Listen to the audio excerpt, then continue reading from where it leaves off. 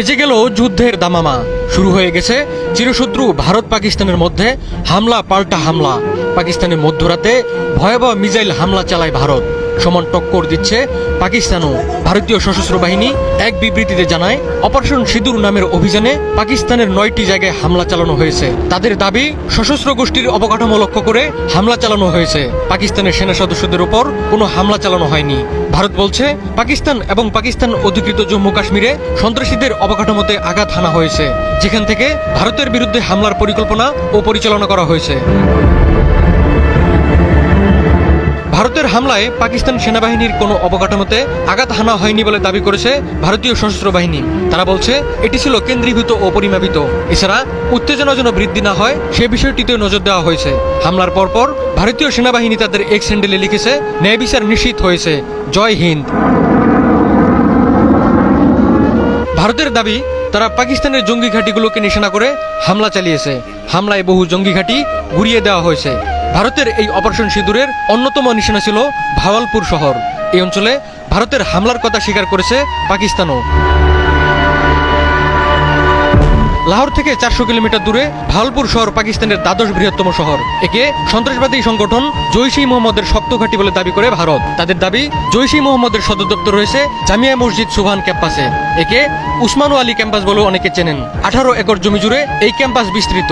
ভারতের অভিযোগ, পাকিস্তানের এই ক্যাম্পাসে বসে বিনা বাধায় কাজ করত জৈশ জঙ্গিরা। ক্যাম্পাসের অদূরে রয়েছে পাকিস্তান সেনাবাহিনীর ক্যান্টনমেন্টও। ভারতের কয়েকটি সূত্রের দাবি, এই ভাওয়ালপুরে একটি গোপন পরমাণু ঘাঁটি রয়েছে। পাক গোয়েন্দা সংস্থা আইএসআই এর সঙ্গে জঙ্গিদের যোগাযোগ রয়েছে বলে দাবি করে ভারতীয় সূত্র।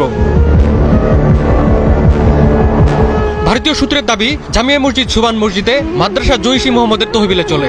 2011 সাল পর্যন্ত এটি একটি সাধারণ ভবন ছিল। 2012 সালে একে বৃহৎ প্রশিক্ষণ কেন্দ্রে পরিণত করা হয়। এই মাদ্রাসায় 600-র বেশি শিক্ষার্থী রয়েছে। ভারতের অপারেশন সিঁদুরের নিশানায় ছিল এই মসজিদও।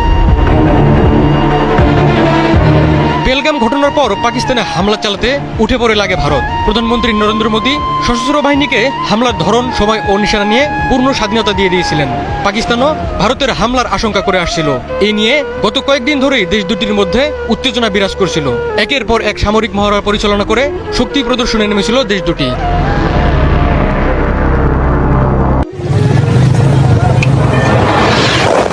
রাতের আঁধার ছিঁড়ে ফের কাঁপল ভূস্বর্গ কাশ্মীর।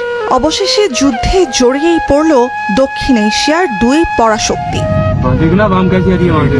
উপত্যকার পাকিস্তানি অংশে বুধবার প্রথম প্রহরে রাত 1:45টার দিকে হামলা চালায় ভারতের সশস্ত্র বাহিনী। আজাদ কাশ্মীর সহ পাকিস্তানের 9টি এলাকায় একযোগে হামলার দাবি নয়াদিল্লি করলেও ইসলামাবাদ বলছে হামলা হয়েছে 3টি স্থানে। ভারতের এই হামলাকে কাপুরুষোচিত আখ্যা দিয়েছে পাকিস্তান। পেহেলগাম সন্ত্রাসী হামলার প্রতিক্রিয়ায় 15 দিন পর অপারেশন সিঁদুর নামের এই অভিযান ভারতের। নয়াদিল্লির দাবি, যেসব স্থান থেকে সন্ত্রাসী হামলার পরিকল্পনা ও নির্দেশনা আসত, কেবল সেসব স্থানেই আক্রমণ চালানো হয়েছে। হামলা হয়েছে নিষিদ্ধ ঘোষিত জৈশ-ই মোহাম্মদের 4টি, লস্কর-ই-তাইয়েবার 3টি এবং হিজবুল মুজাহিদিনের 2টি আস্তানায়। সেনা, নৌ ও বিমান সহ 3 বাহিনীর সমন্বিত অভিযান অপারেশন সিঁদুর সফল দাবি করে জানানো হয়, পাকিস্তানের সামরিক স্থাপনা এড়িয়ে হয়েছে অভিযান। কয়েক দফা শক্তিশালী বিস্ফোরণের পরই অন্ধকার নেমে আসে আজাদ কাশ্মীরের রাজধানী মুজাফফরাবাদে। ভারতের প্রধানমন্ত্রী নরেন্দ্র মোদী দিল্লি থেকে রাতভর অপারেশন সিঁদুর পর্যবেক্ষণ করেন তিনি। এনডিটিভি বলছে, এ হামলা ভারত সরকারের অভিযানের প্রথম ধাপ। পাকিস্তানের প্রতিক্রিয়ার ভিত্তিতে বাড়বে অভিযানের পরিসর। 2019 সালের পুলওয়ামা হামলার পর সবচেয়ে বড় সন্ত্রাসী হামলার শক্ত জবাব দিতে ভারত অঙ্গীকার করলেও বড় ধরনের শক্তি প্রয়োগ থেকে গেল 2 সপ্তাহ বিরতই ছিল দুই দেশ। আমরা 5 থেকে 6টি বড় বিস্ফোরণের শব্দ শুনেছি। খুব আতঙ্কে আছি। আমাদের এলাকাটি খালি করতে বলা হয়েছে। এই হামলা ভারতের দিক থেকে আসছে। আমরা যখন ঘুমাচ্ছিলাম তখন প্রচন্ড গোলাগুলির শব্দ শুনতে পাই। মসজিদের মাইকে ঘোষণা আসে, আমাদের যত তাড়াতাড়ি সম্ভব হোক এলাকাটি খালি করার।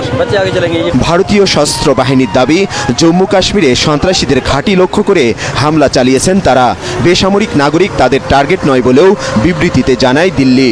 এর কিছুক্ষণ পরই ভারতের হামলার পাল্টা জবাব দেওয়া শুরু করে পাকিস্তান। ভারত শাসিত কাশ্মীরের দুধনিয়াল চেকপোস্ট ও সেনাবাহিনীর একটি ব্রিগেড সদর দপ্তর ধ্বংস এবং 5টি যুদ্ধবিমান ভূপাতিতের দাবি করেছেন পাকিস্তানের প্রতিরক্ষামন্ত্রী। ভারতীয় কয়েকজন সেনাকে যুদ্ধবন্দী হিসেবে আটকের দাবিও করেছেন তিনি। নিরাপত্তা প্রস্তুতি হিসেবে পাঞ্জাবে জারি করা হয়েছে জরুরি অবস্থা। পাল্টাপাল্টি হামলার ঘটনায় কাশ্মীরের রাজধানী শ্রীনগরের প্রধান বিমানবন্দর সহ উত্তর ভারতের বেশ কিছু এয়ারপোর্ট বন্ধ ঘোষণা করা হয়েছে। আতঙ্ক ছড়িয়ে পড়েছে যাত্রীদের মধ্যে।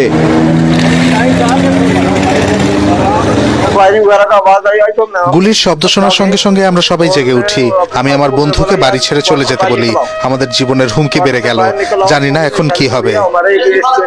ভারতের এই ভুলের কড়া মাসুল দিতে হবে বলে সতর্ক করেছে পাকিস্তানের সেনাবাহিনী। अहमदपुर ईस्ट में আমাদের 6টি স্থানে 24টি আঘাত হেনেছে ভারত। এতে 8 পাকিস্তানি শহীদ ও 35 জন আহত হয়েছেন। কোটলিতে একটি মসজিদেও হামলা করেছে তারা। দিল্লিকে এর খারাপ পরিণতি ভোগ করতে হবে। পাল্টাপাল্টি হুমকি ও গোলাগুলির উত্তেজনার মধ্যে পারমাণবিক শক্তিধর দেশ দুটির মধ্যে যুদ্ধ শুরু হওয়ায় ভারত পাকিস্তানের মানুষের মধ্যেও বিরাজ করছে উদ্বেগ, আতঙ্ক। অস্থিরতা দেখা দিচ্ছে প্রতিবেশী দেশগুলোতেও। তবে জানমালের নিরাপত্তা, ক্ষয়ক্ষতি ও শান্তি প্রতিষ্ঠার স্বার্থে আলোচনার মাধ্যমে দ্রুত সংঘাত বন্ধের প্রত্যাশা উভয় দেশের নাগরিকদের।